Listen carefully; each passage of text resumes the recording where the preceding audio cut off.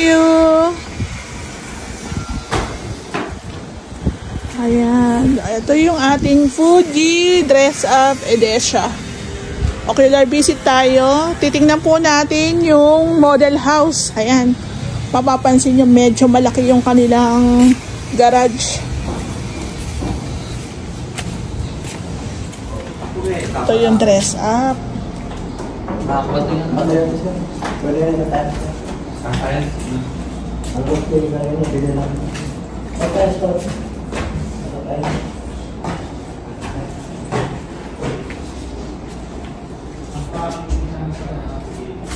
Okay, meron siyang maliit na ano.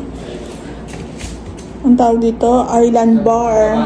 So, ito yung kitchen. So, ito yung bathroom. Ay, ang ganda.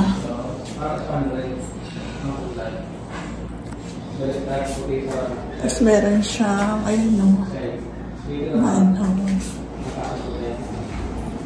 Ito yung hagdan.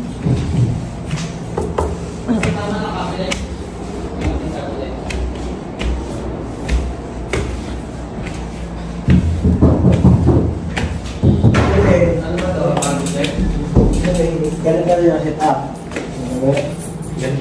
Ganito na rin. Maganda na sir eh. Ang ganda ng setup. Ang ganda po ng setup. Eh, pero yun sa akin, wala pang ganito. Wala pang ganyan. Over pa rin sa inyo eh. Yan. Open. Pero nakakamang ka ng mga kuryente. May susundan ka lang bang no, setup tsaka design? Ano lang po to? Ang tawag to? Hardiplex. Apo, hardiplex yan. Pero dry, yung bakal yung ano niya. Metal, yung mga ano, metal parings. Okay. May space pa dito. Kasama na po, cabinet. May mga abang na yun. Oo nga po. Galing. May mga outlet na yun. Wala pa ng butas. Wala ng butas? Wala. May gusto ko yung isang base, yung butas na lang. Split tayo. Oo. Ganito nga ito na yun. Ang lakas din talaga makasyala ng ano. Ate.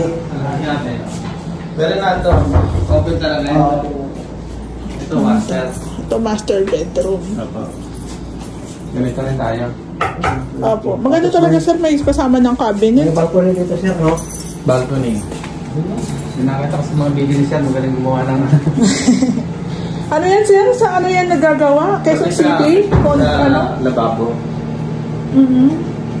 Sa condo yan sir, talaga yan sila gumagawa, kaya alam. Tapos yung mga kasama niya doon sa Quezon City, kinuha namin.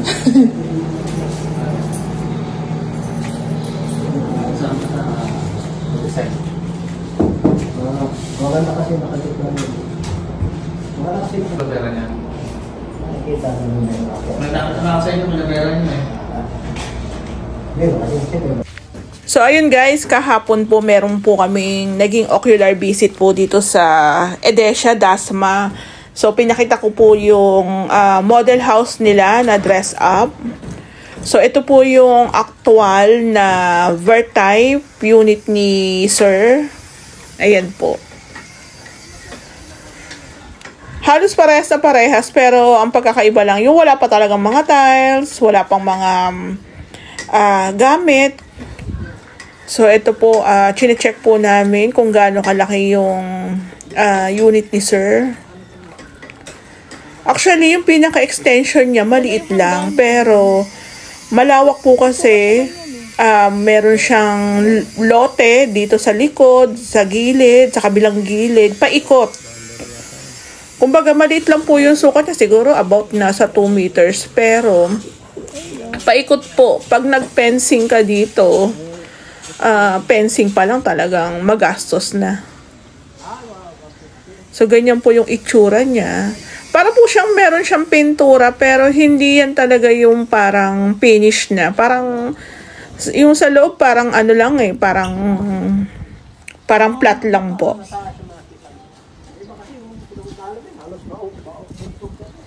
So, dito nga po sa may front, maiksi lang din. Kasi malaki po yung unit. So, ganun naman, pag malaki ang unit, maliit lang ang extension. Pero, dito kay sir kasi, malawak. Kumbaga, paikot po. Pag ginawa po yung pinaka-extension, paikot po yung babakuran. So, meron na rin tayong mga existing na sliding.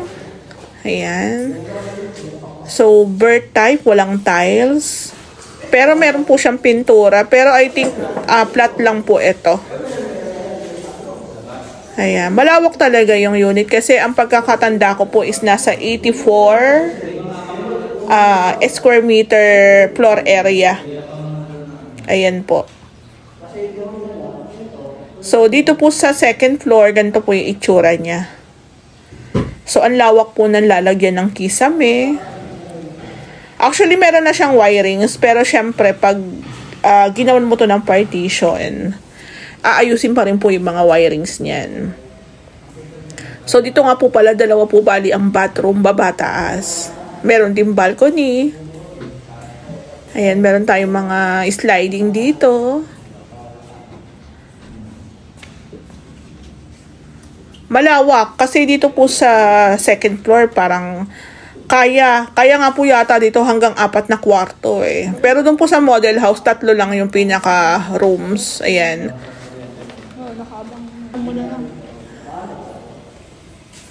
Ito po yung bathroom. Halos same lang po ng laki. Pero ano lang din siya, bird type. Meron lang siyang tiles sa pinaka floor. Tapos meron na po siyang mga existing na accessories. Pwede nyo po yung gamitin or pwede rin naman pong palitan. Depende po sa budget.